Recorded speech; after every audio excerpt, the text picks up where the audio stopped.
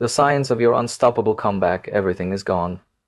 The business you built, the person you loved, the future you imagined, it has all vanished into thin air.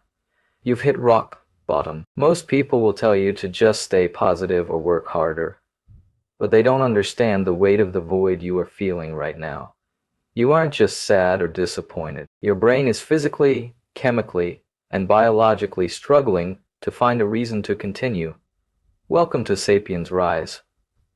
This is not a place for empty motivational quotes.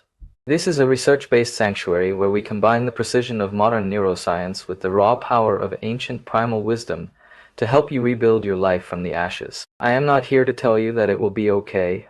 I am here to explain the science of how you will make it okay. Today we are going deeper than the surface. We are going to look into the abyss of your rock bottom and find the biological reset button that has been sleeping inside your DNA for 300,000 years. To understand why you feel paralyzed right now, we have to look at the 3-pound organ inside your skull. When a massive tragedy strikes, your brain undergoes a physical transformation. The part of your brain called the prefrontal cortex, the seat of your logic, your complex planning, and your personality, effectively goes offline. Think of it as the CEO of a multi-billion-dollar company suddenly leaving the building in the middle of a massive fire. When the CEO is gone, there is no one to plan the future. There is only panic. This is why, when you are at your lowest point, you cannot think of a 5-year plan. You can barely think about tomorrow morning. Your brain is stuck in a loop of survival stress. In this state, your amygdala, the brain's ancient alarm system, takes full control. It floods your entire system with cortisol, the stress hormone. In small doses, cortisol helps you run from a predator. In chronic doses, it dissolves your willpower, fogs your memory, and kills your creativity.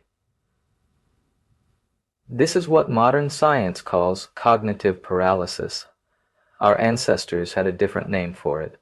They called it the death of the spirit. But here is the truth that most people miss. This collapse is not a character flaw. It is not a sign that you are weak. It is a sophisticated biological defense mechanism. Your brain has intentionally shut down your higher functions to conserve energy because it thinks you are in a life or death survival situation. You are not broken. You are in standby mode. To rise from this, we must look back at our ancestors. For thousands of years, the human species faced extinction. We faced ice ages, predators, and the complete destruction of our tribes. Our ancestors didn't have therapy or antidepressants. What they had was the primal mind and an ancient will. This is a deep-seated survival instinct that only activates when everything else is lost. In the modern world, we have become too comfortable, and we have forgotten how to trigger this instinct. When you hit rock bottom, you have actually reached the fertile ground where this ancient will can be reborn. From a neuroscience perspective, this is the ultimate moment of neuroplasticity. Your old neural pathways, the old habits, the old ways of thinking that perhaps led you to this failure, are being dismantled. Your brain is, for a brief moment, a blank slate. This is the only time in your life when you can truly choose who you want to become next. So, how do we begin the reconstruction? The first step is not to take a giant leap, but to master the chemistry of the next 10 minutes. We must forcefully lower the cortisol in your system to bring the CEO, your prefrontal cortex, back to the office. This is done through a process we call Primal Calibration. It starts with the most basic biological functions, your breath and your movement. Ancient warriors knew this. Before going into a battle they knew they might lose. They practiced rhythmic, deep breathing to signal to their nervous system that they were the predators, not the prey. Modern science backs this up. Deep, diaphragmatic breathing stimulates the vagus nerve, which sends a direct signal to your brain to shut off the amygdala's alarm. The moment that alarm stops, the blood begins to flow back into your prefrontal cortex. Logic returns. The fog clears. For the first time in weeks, you can breathe without the weight of the world on your chest. But breathing is only the invitation. The ancient will requires action. In the primal world, if you sat still in your grief, you died. You had to move. Even if you didn't know where you were going, you had to keep the blood flowing. This is why physical movement is the second pillar of the Sapiens Rise protocol. When you move your body, especially in a state of high intensity, Your brain releases brain-derived neurotrophic factor, or BDNF. Scientists call this miracle grow for the brain. It repairs the damage caused by chronic stress and begins the process of building new neural connections. You see, your comeback will not be built on a sudden stroke of luck.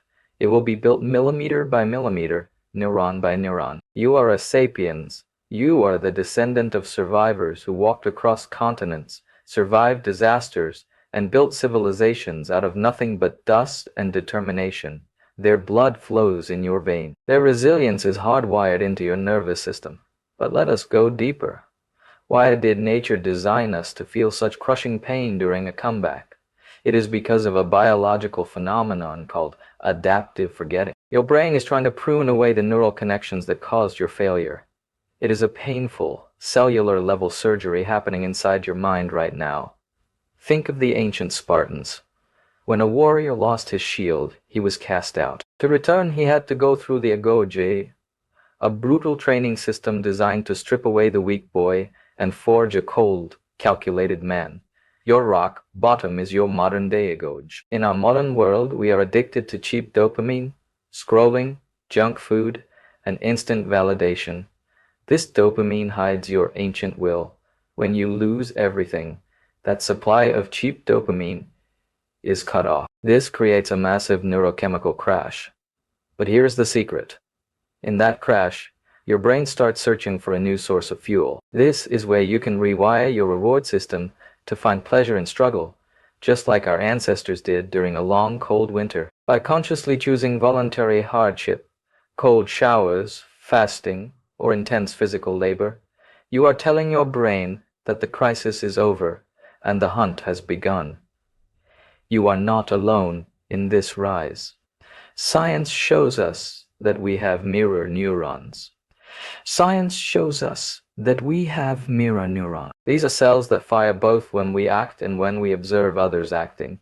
By watching this, by hearing these words, you are already beginning to mirror the resilience of the greatest sapiens who ever lived. Marcus Aurelius, the philosopher king, faced plagues and betrayals, yet he reminded himself, "The impediment to action advances action.